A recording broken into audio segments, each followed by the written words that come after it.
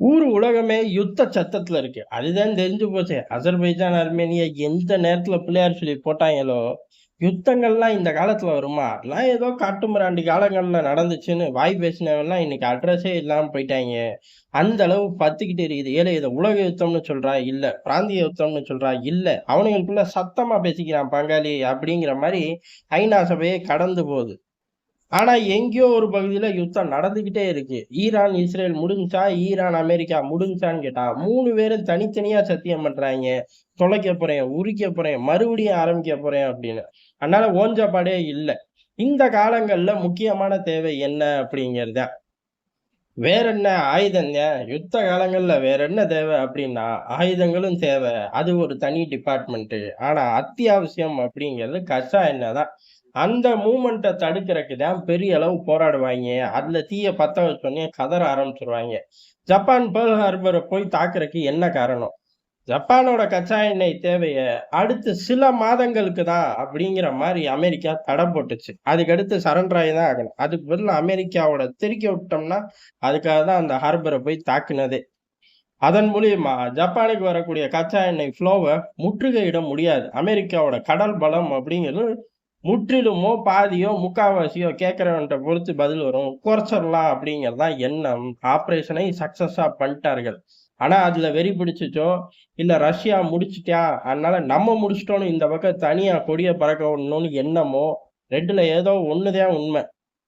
ஆனா அன்னை அமெரிக்காவ பொறுத்தவரை 2மே உண்மையாக அதிக வாய்ப்பு இருக்கு. அப்படிதான் போய் அணுகுண்ட போட்டாய்ங்க. அதோட தேவை, தாக்கம் அப்படிங்கிறது மிகப்பெரிய அளவுல. எது அணு ஆயுதமான்னு கேட்கக்கூடாது. யுத்த காலங்கள்ல கச்சா எண்ணெய். நார்மல் காலங்கள்லயும் அதோட வெயிட்டேஜ், மைலேஜ் அப்படிங்கிறது கூட.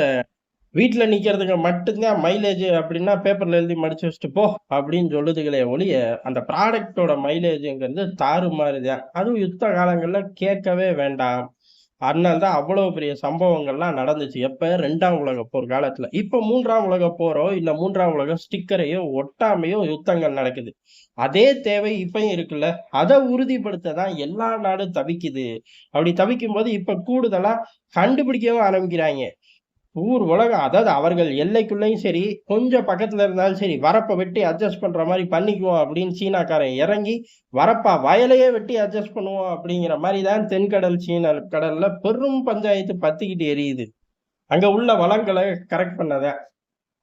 அப்படி இந்தியாவும் பல தேடுதல் வேட்டைகள்ல ஈடுபடும்போது தான் அந்தமான் பகுதியில கொட்டி கிடக்கு ராசா அப்படிங்கிற ஒரு தகவல் வந்திருக்கு. அதோட ஆராய்ச்சிகள் போய்க்கிட்டு இருக்கு. கொட்டி தான் கிடக்கு. ஆனா உண்மையிலேயே எம்புட்டு கொட்டி கிடக்கு அப்படிங்கிறதும், இம்புட்டு கொட்டி கிடந்தா எடுக்க முடியுமா அப்படிங்கிறதும் இந்த பலகட்ட டெக்னிக்கல் டெர்ம்ஸ்க்குள்ள இப்ப நாடு ஒத்து போய் ஆராய்ச்சி பண்ணிக்கிட்டு இருக்கு. பெரும்பாலும் கிடைக்கும் அப்படிங்கிறது.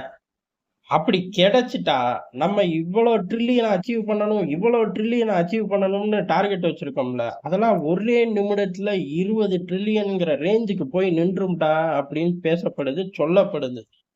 இத உறுதிப்படுத்துறது யாரு? பொதுவாவே இந்த மாரி தகவல சொன்னா நம்ம பையன் நம்பவே மாட்டான். நம்ம ஊர்லயா கிடைக்குது? ஆச்சி போ அப்படின்றுவான். அமெரிக்கால இருந்து இதுக்குன்னே ஒரு துறை வச்சிருக்காங்க. பூமிக்கடியில் கிடக்கும் இயற்கை வளத்த பாதுகாக்கறதுக்குன்னே அந்த துறை. இப்படியேவா பேர் வச்சிருக்காய்ங்க? அப்பயும் அவன் ஊர் பாஷையில வச்சிருப்பான். நமக்கு தேவை அந்த துறை என்ன பண்ணுது அப்படிங்கிறதான். உலகத்த காக்க போறேன்னு தான் ஐநா சபை சொல்லுது. அதையா செய்றான்?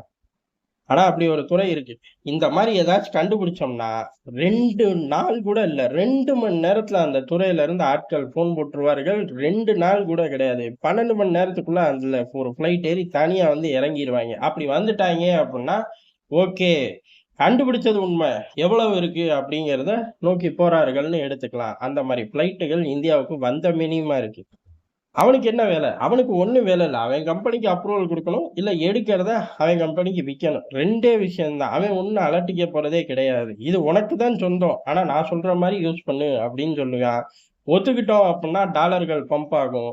ஒத்துக்காட்டி டாலர்கள் ஆயுத வடிவுல பம்ப் ஆகும். என்ன நம்மகிட்ட இருக்காது. ப்ராடக்ட்ட ஆட்டைய போட்டு போயிருவான். இல்லாத பிரச்சனைலாம் இருக்கு அப்படின்னு நம்ம மக்களையும் நம்ப வச்சுருவான். இதுதான் அமெரிக்கா உலகம் பூரா போடக்கூடிய அரசியல் சட்ட. அப்ப அந்தமான் பகுதிகள்ல கொட்டி கிடக்கு. சில பல வருஷங்கள்ல இருந்துச்சு, எடுக்க முடியும். அதாவது அந்த 20 ட்ரில்லியன் அளவுக்கு அள்ளி தட்டலாம்டா அப்படின்னா, எடுக்க ஆரம்பிச்சுருவோம். ஏறக்குறைய 5ல இருந்து 10 வருஷம் டார்கெட் வச்சிருக்கார்கள். இது வந்து கூடுதலா போட்டிருக்கார்கள் ஸ்லாபு. மிக குறையும் அப்படின்னு சொல்லப்படுது. சந்தோஷமான விஷயம். ஆனா இப்பயே யுத்தம் ஆரம்பிச்சிருச்சே. நம்ம கண்டுபிடிச்சு எடுக்கிறக்குள்ள டப்பு டப்பு டப்புன்னு பத்திக்கிட்டு எரியுது. இதுல சிக்கிக்க கூடாது அப்படின்னா என்ன பண்றது? சிக்கிக்க கூடாதுன்னா நம்மளோட ரிசர்வ்ஸ ஏத்த வேண்டியதுதான். வேற வழியே கிடையாது. கச்சா எண்ணெய் ரிசர்வ்ஸ் அப்படிங்கிறது ஏறக்குறைய ரொம்ப காலம் முன்னாடி கஷ்டப்பட்டு கொண்டு வந்தது 2 பகுதிகள்ல இருக்கு. இப்ப அதெல்லாம் பத்தாது. 6 பகுதிகள்ல மாத்துவோம். காரணம் என்ன அப்படின்னா, பெரிய அளவுல நடுவுல ரஷ்யாவும், சவுதியும் சண்டை போட்டுக்கிட்டு கச்சா எண்ணெய் விலை அப்படிங்கிறது தாறுமாறா குறைஞ்சுச்சு. அப்ப நம்மளுமே ரிசர்வ்ஸ கூட்டணும். கணிசமா கூட்டணும். ஆனா நம்மகிட்ட அவ்வளவு பத்தல. சீனா கணிசமா கூட்டுனா. அமெரிக்காவ பொறுத்தவரை விலை தாறுமாறா இறங்கிக்கிட்டே இருக்கு. அதனால அவன் பழைய ரிசர்வ்ஸ் எல்லாம் எடுத்து மார்க்கெட்ல விட்டு, "இத பூரா எடுத்து வைடா" அப்படின்ட்டான். எந்த அளவுக்கு அப்படின்னா, "எடுத்து வச்சுக்கிட்டே இருடா" அப்படின்ட்டான். கப்பல்ல எல்லாம் மிதக்க விட்டு பார்த்துக்கலாம் அப்படிங்கிற மாரி எடுத்து வச்சுக்கிட்டே இருங்க அப்படின்ட்டாய்ங்க. ஆனா நம்ம சீனாவாகட்டும், நம்மளாகட்டும் எல்லா பயலும் வாங்கிக்கிட்டே இருந்தாய்ங்க. அமெரிக்கா பையன் வாங்கல. வாங்கி கொட்டுறக்கு ரெடி பண்ணிக்கிட்டே இருந்தான். ஏன்னா விலை விழுந்துகிட்டே இருந்துச்சு. கடைசியில அப்ப ட்ரம்போட ஆட்சி தான். ட்ரம்ப் நேரடியா பட்டத்து இளவரசர்கிட்டயும், புட்டின்ட்டயும் 2 பேரும் சண்டை போட்டுக்காதீங்க. விலையெல்லாம் ரொம்ப இறங்குது. இது யாருக்குமே லாபம் இல்ல. அப்படின்னு சொல்லி சண்டைய நிறுத்தினார். நிறுத்தின உடனே ஆட்டோமேட்டிக்கா கூடிக்கிட்டே போகும். அவரு நிறுத்துறாரு என்னைக்கு? இன்னைக்கு நிறுத்துறாரு அப்படின்னா, நேத்து காலையில இருந்து அமெரிக்கா பை ஆர்டர தட்ட ஆரம்பிச்சிருச்சு. கடைசி ஸ்லாபோட ரேட்டுல மொத்தமா வாரிட்டு போய் குமிச்சு வச்சுட்டாய்ங்க. உலகத்துல எவன் சண்டை போட்டாலும் எனக்கு லாபம்டா அப்படிங்கிற மாதிரிதான் அன்னைக்கு அமெரிக்கா சம்பவம் பண்ணுச்சு. நமக்கு பிடிக்குதோ பிடிக்கல, அன்னைக்கு நடந்தது இதான் உண்மை. யதார்த்தமான உண்மை. அமெரிக்கா எப்படி பார்த்தாலும் கல்லா கட்டிடுவான். எவன் எதுக்கு சண்டை போட்டாலும் சரி. இது அட்வான்ஸா ஏறிக்கிட்டே போய் ஒரு காலகட்டத்துல வீட்டுக்குள்ள வீட்டுக்காரம்மாட்ட சண்டை போட்டா கூட அவனோட கல்லாப்பெட்டி நிரம்புற மாதிரி டெக்னாலஜி கொண்டு வந்தாலும் ஆச்சரியப்படுறதுக்கு இல்ல. அந்த ஸ்டேஜ நோக்கி இந்தியா போகும் அப்படிங்கிறதான். சண்டை வருது, வரல. ஆனா எவனுக்குள்ளேயோ சண்டை வருதுல்ல. அதுல டிஸ்கவுண்ட்ல ஆயில் கிடைக்கும்ல. கணிசமான டிஸ்கவுண்ட் கிடைக்கும்ல. எடுத்துட்டு வந்து உள்ள போடு. ஏன்னா வருங்காலங்கள்ல ஈபியோட ஆதிக்கம் ஏற ஏற இதோட கன்சம்ப்ஷன் குறைஞ்சுக்கிட்டே வரும். அதெல்லாம் ஒரு பக்கம் இருந்தாலும் தேவை அப்படிங்கிறது என்னைக்குனாலும் இருக்கும். அப்படியே 100% ஈவிய தூக்கிட்டு போ முடியுமான்னு கேட்டா, அதுலயே 1000 சிக்கல் வந்துரும். ஃபுல்லா பெருகுனதுக்கு அப்புறம் ஈவிலயும் பஸ்ட் ஆகும். அந்த மாரி ஒரு பெரும் தொலைநோக்கு திட்டத்தோட 6 புதிய மையங்கள இந்தியா இப்ப தேட ஆரம்பிச்சிருக்கு. தேடி ஃபைனலைஸ்லாம் ஆயிருச்சு. உருவாக்க ஆரம்பிச்சுருவோம். அதுக்கப்புறம் உள்ளுக்குள்ள கொண்டு வந்து சேர்த்து வச்சுருவோம்.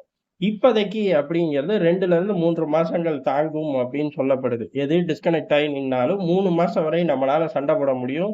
உள்ளூர் தேவைகள நிறைவேத்த முடியும். கச்சா எண்ணெய பொறுத்தவரை. இதெல்லாம் கணிசமா நம்ம உருவாக்குனதுக்கு அப்புறம் வருடக்கணக்குல பெரிய நாடுகள் மாரி நம்மளும் ஈடு குடுக்கலாம். அதே சமயம் அந்தமான் கைக்கு கிடைச்சதுக்கு அப்புறம் நம்மளே சப்ளையர் ஆயிரலாம். இந்த பையர் சட்டைய கழட்டி வீசிட்டு, அந்த சப்ளையர் சட்டைய குடுங்க அப்படின்னு போட்டுக்கலாம். அந்த அளவுக்கு கொட்டி கிடக்கு.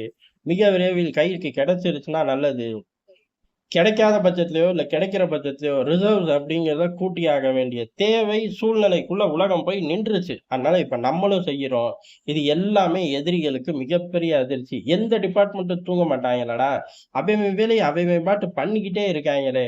இத 12 வருஷத்துல ரெகுலராவே ஆக்கிக்கிட்டாங்களே அப்படிங்கிறது தான் சீனா, பாகிஸ்தான், அமெரிக்காவுக்கு கூட தூக்கம் போச்சு இந்தியாவோட செயலால. ஒருத்தன் நல்லா இருந்தா அமெரிக்காவுக்கு பிடிக்குமா? பிடிக்கவே பிடிக்காது.